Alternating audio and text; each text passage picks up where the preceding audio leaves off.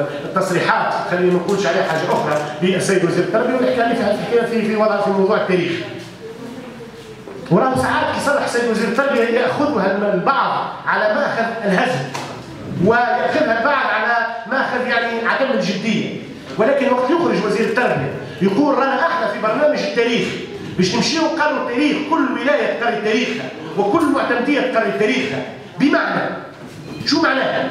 يعني اذا كان دارس التاريخ يعني يكون وزير التربيه هو وزير تاريخ ويقول انه كل معتمديه باش تقري تاريخها، بمعنى الحديث مش حديث نتاع فبركه ولا هزل، الحديث في عمق، في خلفيه فكريه، في رغبه في العوده في ترسيخ عقليه خطيره على مجتمعنا، وهو الحديث عن الجهويات، وهو تفكيك تاريخ البلاد، وهذا فيه خطر كبير على البلاد. لما احنا تاريخنا مترابط، انا مانيش مختص في التاريخ وخيالي معايا في النقابه مانيش مختصين كما السيد وزير التربيه في التاريخ، ولكن ان نتحدث عن تاريخ تونس منفصلا كل معتمديه على حده، فهذا يعني اننا ندفع في اتجاه العوده الى الجهويه والعوده الى الحديث يعني على حديث العروشيه في بلادنا، واعتقد انه هذا يدفع الى تفكيك المجتمع.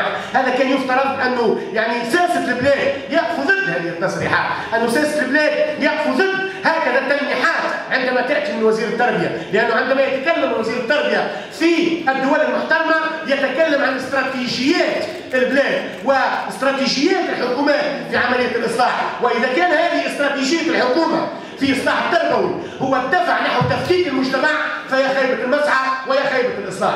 ما نجيش نحكي على تصريحات السيد وزير التربيه التي لا تليق لا فقط بالمدرسه وبالحكومه، وانما لا تليق حتى بشخص وزير التربيه. وقت اللي يتحدثوا على السينوج ويتحدثوا على البقلوطي ويتحدثوا على لغه كان لا يفترض انها لا تاتي من وزير التربيه. نعم نحن منفعلون، ونحن كنقابه وكمدرسين يعني نشعر بالاساءه الكبيره في تصريحات وزير التربيه لنا كمربين، لان وقت اللي نخرجوا للشارع المربين يراوا صورتنا من صوره وزير التربيه، يراوا موقعنا من موقع وزير التربيه. عندما يتحدث وزير التربيه بهذا السقوط وبهذا المنطق وبهذه اللغه فانه يسيء لا لنفسه فقط، وانما يسيء لمنظوريه ويسيء لسمعه المدرسه ويسيء الى قناعات ابنائنا وقناعات العائله التونسيه في هذه المدرسه العموميه، لانه في موروثنا الشعبي نقولوا اذا كان رب البيت بالدف غالبا فلا تلومن الصغار على الرقص.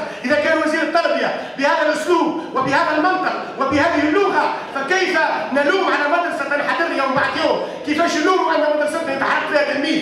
وكيفاش نلوموا ان مدرستنا يجوعوا فيها تلامذتنا؟ وكيفاش نلوموا ان مدرستنا يعني تموت فيها تلميذه بالبوسفير ويشرد فيها ابنائنا بهذه الطريقه، ونلقاو نسبه المخدرات تولي عاليه، ونلقاو نسبه الجريمه تولي عاليه، ونلقاو نسبه العنف تولي عاليه. ها هو الاسباب الحقيقيه اللي من اجلها نقابه التعليم الثانوي قالت يجب ايجاد بدائل، يجب ايجاد هذه البدائل من اجل العائله التونسيه، من اجل مستقبل ابنائنا، من اجل المدرسه. نحب وزير بكل بساطه، نحب وزير محترم يليق بتونس ويليق بالتربيه في تونس. نحب وزير يعني يخرج للراي العام، التوانسه يرتاحوا، التوانسه يحبوا المدرسه، التوانسه يؤمنوا ان المدرسه ممكن ان نعتمدوا فيها على ابنائنا.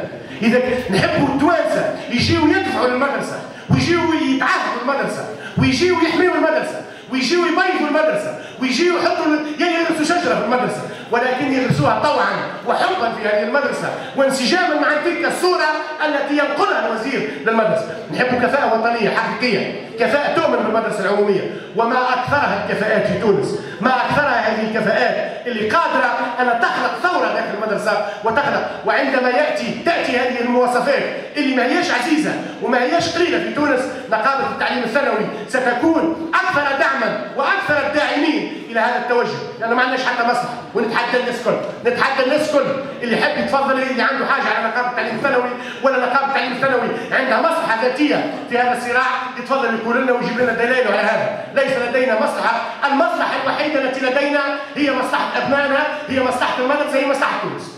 ومصلحه تونس ان نجد البدائل الضروريه على راس وزاره التربيه. لدينا